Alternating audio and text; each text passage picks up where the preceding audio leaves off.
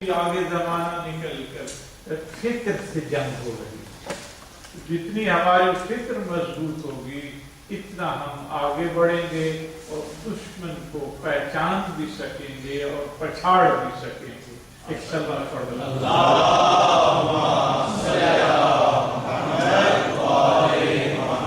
اب اگر پورے قرآن مجید کا آپ مطالعہ فرمائیں تو آپ کو ایک دو چیزیں ملیں گی۔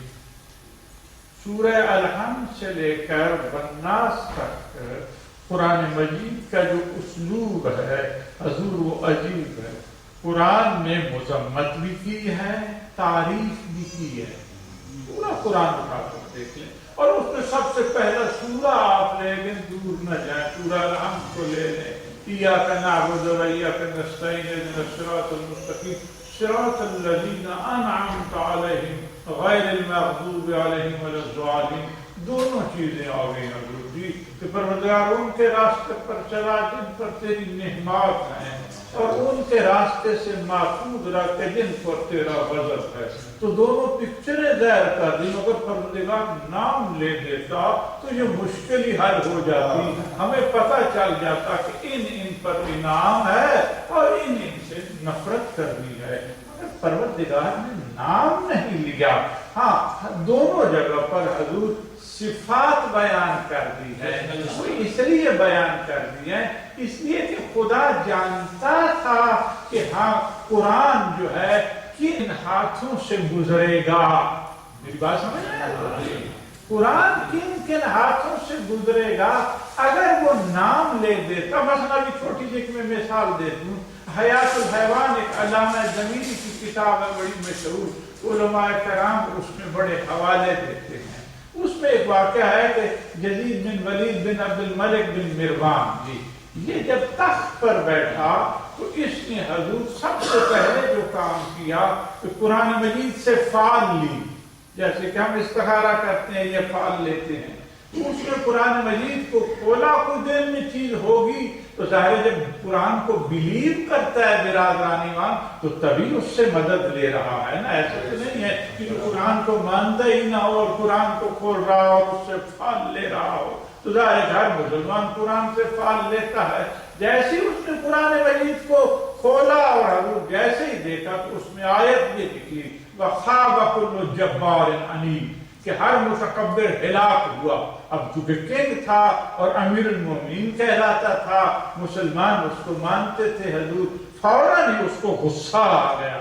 جب غصہ آ گیا کہ یہ تو میری انسلٹ ہوئی ہے، اس نے حضور تیر اٹھایا اور قرآن پر چوٹنے لگا۔ نہ یہ ہماری کتاب ہے نہ ہمارا اس سے تعلق ہے، مگر کتاب بھی ان کی ہے، یہ واقعہ بھی ان کا ہے اور امیر المومنین بھی ان کا ہی ہے۔ تو جب معنی پڑھ رہا ہے تو اس لیے عرض کر رہا ہوں، اب نہ نام لیا ہے نہ مذمت کی ہے، قرآن میں ایک آیت نکلی ہے جو اس کے مزاج کے خلاف تھی تو اس نے قرآن کو پھاڑ دیا اور چوٹ دیا، اور ساتھ یہ بھی کہا کہ بروز قیامت اگر خدا پوچھے تو میری شکایت کر دینا کہ حضور ہم نے پھاڑا ہے۔ تو معلوم یہ ہوا کہ خدا جانتا تھا حضور کہ قرآن کن کن ہاتھوں سے گزرے گا، جب کن کن ہاتھوں سے گزرے گا۔ اور ابھی میں تھوڑی سی اور تفصیل عرض کر دوں کہ مثلا مزاج ہے کہ آپ ٹی وی پہ بھی دیکھتے ہیں اور علماء کرام کو فون بھی ہوتے ہیں کہ حضور استخارہ دیکھیے، جب استخارہ من آتا پھر وہی بندہ کہتا حضور دوبارہ دیکھیے، پھر حضور کہتا ہے تیسری مرتبہ دیکھیے۔ تو معلوم یہ کہ وہ اللہ کے حکم کو اپنے مزاج کے مطابق چلانا چاہتا ہے، ورنہ حکم تو آ گیا ہے رک جائے۔ تو اب یہی وہ صورت ہے عالم اسلام کی بھی کہ قرآن نہ بولتا ہے نہ ٹوکتا ہے۔ جب نہ بولتا ہے نہ ٹوکتا ہے تو ہر آدمی اس کو اپنے مزاج کے مطابق چلانا چاہتا ہے۔ اس لیے خداوند کریم نے پورے قرآن مجید میں جہاں بھی کسی کا نام لے کر مذمت نہیں کی، جب نام لے کر مذمت نہیں کی، ایک ہی منزل آپ کے یہ فرعون کا نام لیا ہے، نمرود کا، حضور کو واقعات بیان کیے، وہ ایسے تھے، ان کا کردار ایسا تھا، وہ اپنے آپ کو رب اعلیٰ کہتے تھے۔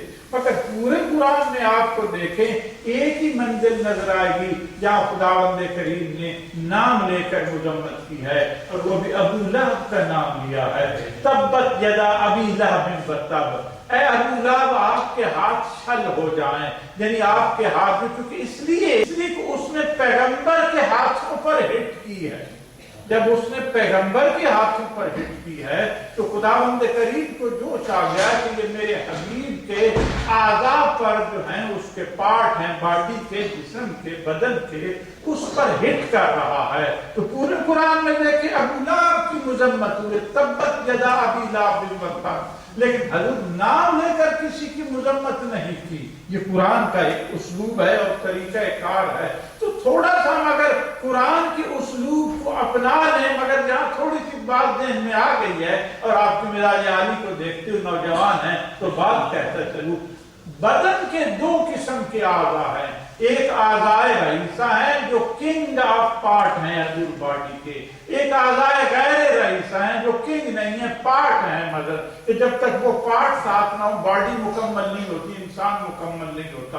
ایک ہے حضور ہینڈ ہے، فیٹ ہے، حضور نوز ہے، یہ کان ہے، یہ ہے، وہ ہے، لیکن اعضائے رئیسہ کون ہے؟ وہ دماغ ہے، وہ عقل ہے۔ برادران ایمان، قرآن مجید کو آپ دیکھ لیں، عجیب اسلوب ہے۔ یہ فیصلہ میں آپ پر چھوڑتا ہوں اس لیے کہ میں نام لے رہا۔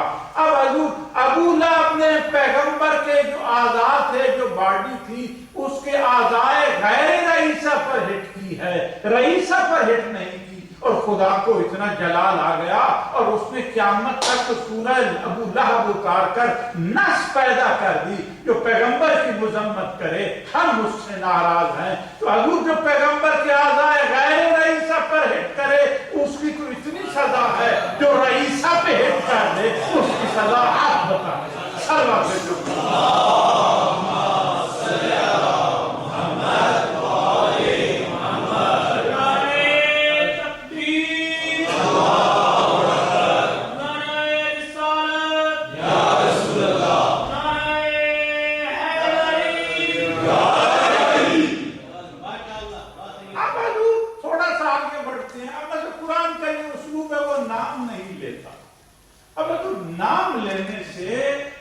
پیدا ہوتی ہے مزاج میں اور مخالفت ہوتی ہے، اس لیے قرآن نے دونوں چیزیں بیان کی، مذمت بھی کی ہے، بے حساب مذمت کی ہے، اور اس کے بعد تعریف بھی کی ہے، اور دونوں پہلو میں خدمت میں ایک مثال دے کر پھر بات کی طرف بڑھتا ہوں جس آیت کو چھیڑا ہے۔ مثلا قرآن مجید کا ایک اسلوب ہے، اس نے حضور جنگ خندق کو بھی بیان کیا، وَبَلَغَتِ الْقُلُوبُ الْحَنَاجِرَ، جب خوف سے عمر بن عبد الود آیا تو خوف سے ان کے کلیجے منہ کو آ گئے۔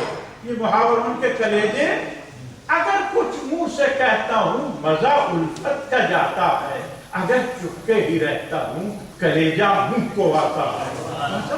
تو حضور یہ ایک پہلو بتایا قرآن مجید نے، پہلو ایسا بتا دیا کہ ہاں ان کے کلیجے جو ہے وہ منہ کو بلغت القلوب الحناجر، اس سورہ آزاد اٹھا کر دیکھ اس کی آیت کی حفاظت کر رہا ہے۔ اور دوسرا بھی پہلو بیان، یعنی خوف سے یہ عالم تھا، اور دوسرا پہلو بھی بیان کر دیا کأنہم بنیان مرصوص، وہ ایسا میدان میں کھڑا ہے، نام نہیں لے رہا، کأنہم بنیان مرصوص، جیسے شیشہ پلائی ہوئی دیوار ہے۔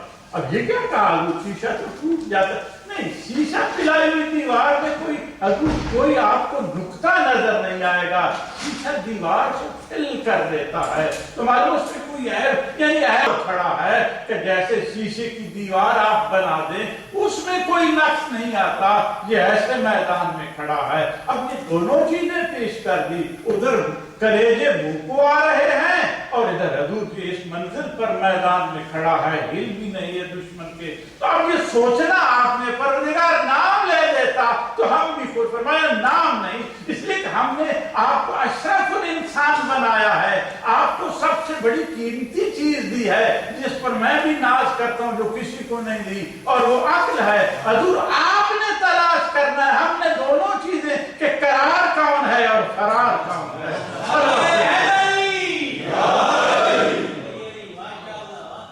ہم پر ہے۔ اب یہی پورے قرآن کی جب تلاوت کرے حضور، اس لیے پیغمبر نے فرمایا خیرکم من تعلم القرآن وعلمہ، کہ سب سے بہترین شخص وہ ہے جو قرآن پڑھتا بھی ہے اور پڑھاتا بھی ہے۔ یعنی جب قرآن خود پڑھے گا اللہ اکبر تو قرآن پر ریسرچ کرے گا. اور میں یہاں جہاں بھی مجالس ہوتی ہے بھی جملہ کہتا رہتا ہوں کہ دنیا میں حضور کوئی ایسی بک نہیں. ماشاءاللہ آپ مجھے جو چہرے نظر آ رہے ہیں یقیناً کچھ یونیورسٹی چہرے ہیں, کچھ کالج کے چہرے ہیں, کچھ یونیورسٹی چھوڑ چکے ہیں, صاحب علم ہیں, علم سے مالا مال ہیں. حضور آپ جب جاتے ہیں بک شاپ پر اور کتاب لیتے ہیں, اور آپ کے ہاں بھی لائبریری ہوگی, کون ایسا فرد ہے بتلائیے کسی کتاب کے حضور لکھا ہوا کہ آپ اس کتاب کو غور سے پڑھیں؟ کہیں بھی آپ کو نظر نہیں آئے گا کہ اس کتاب کو غور سے پڑھیں. کہیں لکھا ہوا کوئی بھی بک اٹھا کر دیکھ لیں. لیکن ہر آدمی جب کتاب کو پڑھتا ہے وہ غور سے پڑھتا ہے. جب غور سے پڑھتا ہے, اگر قرآن مجید حضور جھنجھوڑ کر کہہ رہا ہے افلا یتدبرون القرآن, تم قرآن میں غور و فکر کیوں نہیں کرتے؟ یعنی جس نے جھنجھوڑ کر کہا ہے کہ اس میں غور و فکر کرو, وہ تو فقط تعویذوں کے لیے رہ گئی حضور, اور ہم اس کو غور و فکر نہیں کرتے. اس کی ایک بہترین مثال میں دے دوں جو میری نگاہ میں گزری ہے. قائد اعظم مرحوم کی اعلی اللہ مقام ہوگی, ایک صلوات پڑھ دو.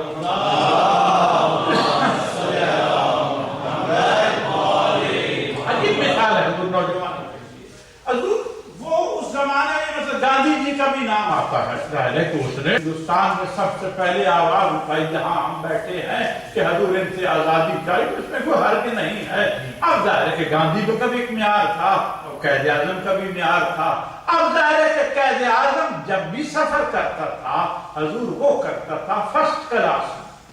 اور یہ بھی آپ کو عرض کر دوں کہ افریقہ, ساؤتھ افریقہ سے جب گاندھی آیا ہے یہ چیز لے کر, تحریک لے کر, تو وہ یہ اصل سبب تھا کہ وہ ایک ڈبے میں بیٹھا ریل گاڑی میں جو فرسٹ کلاس تھا. اس زمانے میں انگریز کا یہ لا تھا کہ جہاں ہم بیٹھے ہوں دوسرا ہمارا ساتھ جو ہے وہ کالا نہیں بیٹھ سکتا, کیونکہ ہم لوگ کالے ہیں, گورے ہیں, اس کو ماننا پڑے گا. اب آپ جتنا بھی اپنے آپ کو دھو لیں آپ گورے نہیں بن سکتے. ایک سلوات پڑھ دیں.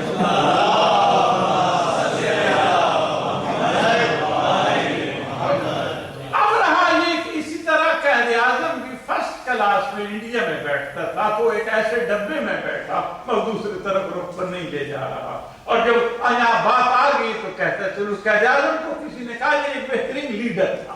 اب ظاہر ہے کہ جیسا تھا ویسا تھا, یہ مولویوں کی باتیں ہیں, بخشش خدا کے ہاتھ میں, مولویوں کے ہاتھ میں نہیں. اس کے بعد رہا یہ کہ وہ بیٹھتا تھا اور کسی نے کہا کہ قائد اعظم گاندھی جو ہے وہ تو عام ڈبے میں سفر کرتا ہے اور تم جو خاص ڈبے میں فرق کیا ہے. اس نے کہا کہ وہ قوم کے پیسے سے سفر کرتا ہے, میں اپنے پیسے سے سفر کرتا ہوں, ظاہر ہے مجھے حق پہنچتا ہے. تو اب رہا حضور کہ وہ ڈبے میں بیٹھ گیا اور ایک گورا بھی تھا اور کتاب انگلش کی پڑھ رہا تھا, ظاہر انگلش کی پڑھ رہا تھا. تو قائد اعظم کو بھی آپ اگر دیکھیں تو اس کا کلر بھی وائٹ تھا کافی. یہ بیٹھا اور قائد اعظم نے اس سے کہا کہ ذرا مجھے بک دکھا دو. توجہ ہو گئی ذرا مجھے بک دکھا دو. تو اس نے دے دی. اس نے نفرت کی نگاہ سے دیکھا کہ یہ جو ہے گورا نہیں ہے, کالا آیا ہے, اور حضور یہ بک بھی مانگ رہے, یہ کہاں انگلش پڑھ سکتا ہوگا. تو ظاہر ہے کوئی زمانہ تھا اس زمانے میں. اس نے کتاب دیکھی, دیکھتا رہا. جب اسٹیشن آیا تو دونوں اترے. جب اترے تو گورے نے کہا کہ میری بک مجھے دے دو. اس نے کہا یہ آپ کی بک ہے ہی نہیں, میری بک ہے. اب حضور اگر دونوں موسلے ہوتے تو جھگڑ پڑتے. میری سمجھ ہے, ہم چھوٹی سی بات پہ جھگڑ پڑتے ہیں, مگر حضور وہ سمجھدار بندہ تھا. جب سمجھدار بندہ تھا کہا بھی اب جی کیونکہ اڑ گیا ہے, یہ میری کتاب ہے, کتاب تو میری تھی, اس نے فقط لے لی پڑھنے کے لیے اور یہ پرابلم ہو گئی ہے, تو اس لیے حضور ہم یہ چاہتے ہیں کہ وہ کورٹ میں چلا گیا. اب کورٹ بھی تو ان کا تھا نا, زمانہ ان کا تھا, کورٹ بھی ان کا تھا. جب گیا تو قائد اعظم کو بھی بلا لیا گیا. پہلے کورٹ پر بات ہوئی, آپ کی کتاب ہے, آپ کی کتاب ہے. اس نے کہا میری ہے, اس نے کہا میری ہے. اب دونوں سے جج نے ضرور ثبوت مانگے. اس نے کہا, اس نے کبھی آپ رسید بک دیں یا آپ رسید دیں. انہوں نے کہا حضور معلوم نہیں کہاں, ہم نے یہاں برٹش سے بک لی تھی, میرے پاس رسید کہاں ہے. تو اس بعد اس نے پوچھا چلو ٹھیک ہے ہم مانتے ہیں, اس بک کے جو ہے حضور پیج کتنے ہیں, سبجیکٹ کتنے ہیں, یہ یاد رکھے کہ ہم بھی اب میں ایک بات ایسی کر رہا ہوں, ہم اپنے آپ کو بڑا بڑا شیعہ سمجھتے ہیں، بڑا بھائی سمجھتے ہیں، بڑا علی والا سمجھتے ہیں، مولوی بھی اپنے آپ کو بلند سمجھتے ہیں حضور کہ دنیا کے کلام میں جنت ہماری، یہ سب کچھ دنیا دھرتی ہماری۔ اب اس کے بعد حضور پوچھ لیا جائے کہ حضور جتنے بھی برادران بیٹھے ہیں، اور آپ مجھ سے بھی یہ سوال کر سکتے ہیں کہ بھئی حضور سب سے چھوٹی کتاب جو شیعہ کی ہے جس سے حضور انسان فروعات دین کی طرف بڑھتا ہے، وہ نماز جعفریہ، یہی ہے نا، ہر گھر میں ہے، لیڈیز بھی میری بات، مگر تسمیہ اٹھائیں، کون آدمی جس نے ساری نماز جعفریہ پڑھی ہو؟ آپ مجھ سے بھی پوچھیں تو حضور میں 40 سال ہو گئے اسی کام میں پڑا ہوا ہوں، مولویوں تقریر، مگر میں نے بھی پوری نہیں پڑھی، اس لیے کہ جو مقصد کی بات ہوتی ہے وہی بندہ پڑھتا ہے، وہی دعا ہے، وہی زیارت ہے، یہ یاد جائیے نا، ایسے ہی ہے نا حضور۔ تو اب حضور جج نے پوچھا گور سے بھی کتاب تو تیری ہے، اور جب تیری ہے تو اس کے کتنے سب چیپٹر ہیں، کیا سبجیکٹ ہیں؟ تو حضور اس نے 2-3 جگہ جو انسان پڑھتا ہے وہی بتائے۔ اب اس کے بعد قائد اعظم سے پوچھا تو قائد اعظم نے چونکہ ویک ہو گیا تھا حضور، اس نے پوری کتاب پڑھ لی۔ جب پوری پڑھ لی کہ اس کے حضور اتنے پیج ہیں، اتنے سبجیکٹ ہیں، اتنے مضامین ہیں، فلاں فلاں سبجیکٹ ہیں، فلاں فلاں رخ کتاب کا بک ہے، تو اب آپ حضور آپ فرمائیں کہ جج صاحب کیا فیصلہ دیتے ہیں؟ جج صاحب نے کہا کہ یہ قائد اعظم کی بک ہے۔ گورے کو کہا تم فارغ ہو، تم تو جانتے نہیں کتاب میں ہے کیا۔ جب باہر نکلے وہ کیس ہار گیا، اور حضور تو قائد اعظم نے کہا کہ برادر ٹھہریے، یہ بک آپ کی ہے، میں نے امانتاً لی تھی، یہ آپ لے لیں۔ اس نے کہا کب تک میرا ٹائم بھی ضائع کیا آپ کیا، جب اتنی بات تھی تو یہ تمہیں حرکت کیوں؟ اس نے کہا میں بتانا چاہتا ہوں آپ کو کہ کتاب اس کی ہوتی ہے جو اس کو پڑھتا ہے، کیونکہ آپ اگر نالجیبل ہیں تو میں نے بات تو کہہ دی۔ تو معلوم برادران میں قرآن کو آپ جتنا سینے سے لگائیں، جتنا خوبصورت جو حضور آپ گلدان میں رکھیں، فلاں جگہ رکھیں، نہیں کتاب اس کی ہے جو کتاب پر عمل کرتا ہے۔ اور اس لیے امیر المومنین نے فرمایا جو آخری نصیحت کی سانس جا رہے تھے، اللہ کی بارگاہ میں پیش ہو رہے تھے، اور اتنا کہہ دیا اللہ اللہ فی القرآن، امام حسن اور امام حسین علیہ السلام دونوں شہزادے کھڑے ہیں، اور اتنا کہہ دیا اللہ اللہ فی القرآن لا یسبقکم بہ غیرکم، حضور کے اے بیٹو یاد رکھو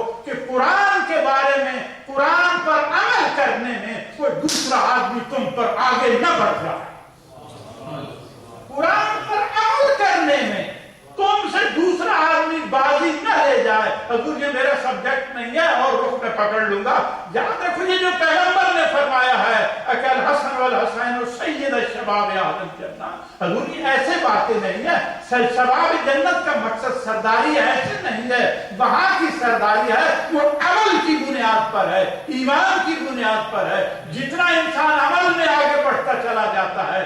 آپ حضور آپ کو میں پیپر دیتا ہوں، اور جب پیپر دیتا ہوں پوری کلاس میرے سامنے بیٹھی ہے، اور حضور جب پوری کلاس میرے سامنے بیٹھی ہے تو آپ ایک پیپر حل کر رہے ہیں، اور حضور اس کے بعد ایگزامینر کے پاس پیپر جاتے ہیں اور مارکس دیتا ہے۔ اب کیا جو فرسٹ آئے گا، جو اعلیٰ آئے گا، اس کو 100% نمبر ملیں گے، جو میری طرح ویک ہوگا حضور وہ فیل ہو جائے گا۔ میں شور مچانا شروع کر دوں کہ حضور اس کو 100% کیوں ملے ہیں اور اس کو حضور مجھے کم کیوں ملے ہیں، وہ کہے گا نہیں یہ دنیا کا طریقہ ہے، جو جتنا قابل ہو اس کو وہ عظمت ملتی ہے۔ پیغمبر نے یہ جو فرمایا تھا الحسن والحسین سید الشباب اہل الجنہ، یہ کیا جوانی کے زمانے میں کہا تھا امام حسن امام حسین کے بارے، یا بڑھاپے کے زمانے میں کہا تھا، یا ان کی عبادت کو دیکھ کر کہا تھا، یا تقوی کو دیکھ کر کہا تھا؟ نہیں، ابھی تو معصوم بچے ہیں، 5 سال کے ہیں امام حسن اور امام حسین، یہ امام حسن 6 سال کے ہوں گے۔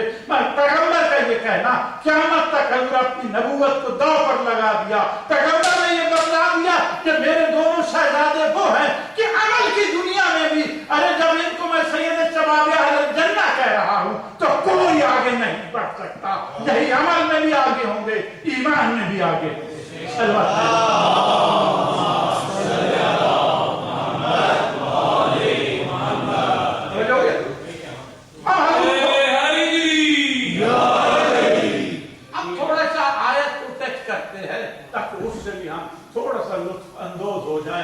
قرآن کس انداز سے بات کر رہا ہے، اللہ اکبر، حضور وہ عجیب بات ہے، وَلَئِتَّبَعَ الْحَقَّ، عجیب اٹھان ہے آیت کی، یہ سورہ مومنون جو ہے 23 ہے قرآن مجید کا سورہ، اس کی آیت نمبر جو ہے ورسٹ نمبر 71 ہے۔ تو حضور عجیب آیت ہے، عجیب اٹھان ہے، اللہ اکبر۔ وَلَوِ اتَّبَعَ الْحَقُّ، اگر حق اتباع کرتا، اگر حق فالو کرتا، دو لفظ، وَلَوِ اتَّبَعَ الْحَقُّ أَهْوَاءَهُمْ لَفَسَدَتِ السَّمَاوَاتُ وَالْأَرْضُ وَمَنْ فِيهِنَّ، اللہ اکبر۔ اگر حق خواہشات کی، احواءہم خواہشات کی، خواہشات کے میننگ میں ڈیزائر جو ہے بندے کے، اگر حق اتباع کرتا، فالو کرتا، کس کی؟ ڈیزائر کی، خواہشات کی، باطل کی، تو حضور کیا ہوتا؟ زمین و آسمان تباہ و برباد ہو جاتے۔ لفسدات السماوات والارض، زمین اور آسمان میں فساد پیدا ہو جاتا، تباہ اور برباد ہو جاتے، اور اس کے بعد رہا جو کچھ ان میں ہے وہ بھی تباہ و برباد ہو جاتا۔ عجیب آیت ہے حضور، دو لفظ ہیں، ایک ہے اطاعت اور ایک ہے حضور اتباع۔ اطاعت ہے جو حضور وہ اوبے ہے، حضور اوبیڈین ہے کہ آپ کسی کی بات کو سنتے ہیں، مانتے ہیں یا نہیں مانتے، اور اتباع ہوتا ہے کسی کو فالو کرنا، اور اس کو اور حضور نے ایکسپلین کر دو، قُلْ إِن كُنتُمْ تُحِبُّونَ اللَّهَ فَاتَّبِعُونِي يُحْبِبْكُمُ اللَّهُ۔ تو پیغمبر خدا ارشاد ہو رہا ہے، اے رسول ان لوگوں سے کہہ دو اگر یہ اللہ سے محبت چاہتے ہیں، فَاتَّبِعُونِي، تجھے فالو کرے۔ معلوم کہ فالو حضور وہ عمل میں، ایکشن میں فالو کیا جاتا ہے، کسی کے نقش قدم چلا جاتا ہے۔ اللہ کی قرآن مجید میں اطیعوا اللہ واطیعوا الرسول واولی الامر منکم، اللہ کی اطاعت کرو، رسول کی اطاعت کرو۔ کسی منزل پر یہ نہیں آئے گا کہ آپ اللہ کو فالو کریں، اس لیے کہ اللہ کو کس نے دیکھا ہے حضور؟ نہ وہ دیکھ سکتے ہیں، اس لیے کہ جس کو فالو کیا جاتا ہے پہلے اس کو دیکھا جاتا ہے، اس کی اتباع کی جاتی ہے۔ اب یہ ہو رہا ہے اگر حق اتباع کرے، فالو کرے، کس کی؟ خواہشات کی، تو اب معلوم ہوا زمین و آسمان تباہ و برباد ہو جاتے، یہ جو چیزیں اس میں وہ بھی ختم ہو جاتی۔ تو اب ہمارے پاس ایک پوائنٹ آ گیا کہ ہاں حق میں کوئی ایسی پاور ہے، حق کوئی ایسی چیز ہے کہ ابھی تک حق نے باطل اور ڈیزائر کی اتباع نہیں کی، فالو نہیں کیا، ان کے پیچھے نہیں چلا۔ اگر چلتا تو آسمان ہمارے سامنے ختم ہو جاتے، نہ ہم ہوتے اور نہ تم ہوتے، نہ زمین و آسمان ہوتے۔ تو اللہ زمین کا اپنی جگہ قائم رہنا، آسمان کا اپنی جگہ قائم رہنا، اور جو کچھ بھی ان میں چیزیں اپنی جگہ قائم ہے، ابھی تک حق نے باطل کو فالو نہیں کیا ہے۔ صلوات پڑھ دو۔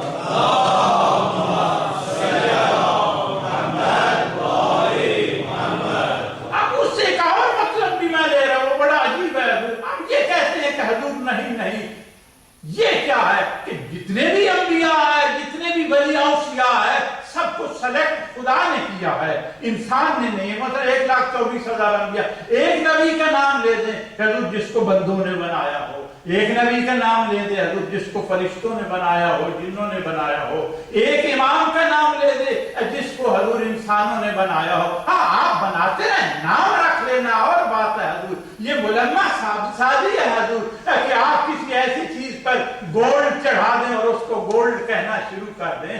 یہ تو دنیا آندھی ہے، پہچانتی نہیں، مگر جو اہل بصیرت ہوتے ہیں حضور وہ پہچان لیتے ہیں کہ ہاں یہ ملمہ سازی ہے، یہ ہے۔ اگر آپ حضور جھوٹی مٹھائی بنا کر رکھ دیں اور اصلیت بھی موجود ہو تو کتنی مرتبہ جھوٹ چلے گا، آخر پول کھل جاتا ہے۔ تو اس لیے زمانہ دھیرے دھیرے ادھر جا رہا ہے، آہستہ آہستہ جا رہا ہے، ملمہ سازی ہٹ رہی ہے۔ وہ حضور جو مصنوعی مٹھائی سویٹ تھی حضور چاکلیٹ پر، وہ ہٹ رہی ہے۔ آج کل تو ماشاءاللہ جو صبح شام شیعہ کو گالی دیتے ہیں، نعوذ باللہ میرے برادران اہل سنت بھی نہ ہو، وہ بھی حسینیت کا اتنا پرچار کر رہے تھے اس محرم الحرام میں، جو ہمیشہ ہمارے خلاف بولتے ہیں۔ وہ کیوں؟ اس لیے کہ مجبور ہو رہے ہیں کہ حضور کو جھوٹی مٹھائی سے حضور وہ سویٹ ہٹ رہی ہے اور کڑوا پن آ رہا ہے، باطل سامنے آ رہا ہے۔ اگر ہم نے حق کا ساتھ نہ دیا تو دنیا ہمیں چھوڑ جائے گی۔ صلوات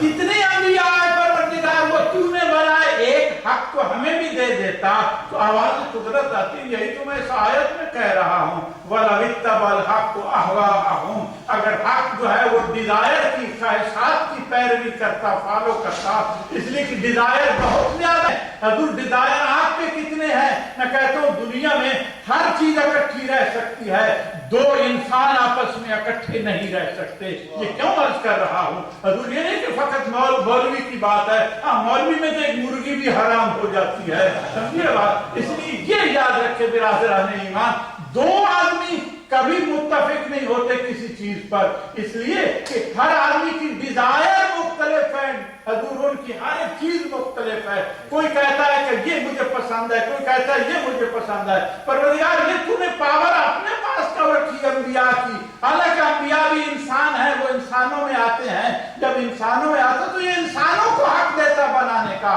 آواز قدرت آتی ہے کہ یاد رکھو آپ کی ڈیزائر اتنی ہے، جو غالب نے کہا ہے کہ ہزاروں خواہش ایسی کہ ہر خواہش پہ دم نکلے، تو حضور انسان کا تو ہر خواہش پر ڈیزائر پر دم نکل رہا ہے، تو اس لیے فرمایا یہ پاور میرے پاس ہے۔ آپ اگر آپ کے ہاں دیتا تو روز جھگڑا کرتے حضور کہ اس کو بنایا جائے، اس کو بنایا جائے، اس کو بنایا جائے۔ اب پتہ چل گیا کہ وہ کیوں بناتا ہے، نبی کو خود اور امام کو بھی کیوں خود بناتا ہے، اس لیے کہ جو میرا بنایا ہوا ہوگا وہ ڈیزائر سے پاک ہوگا۔ صلوات سے محمد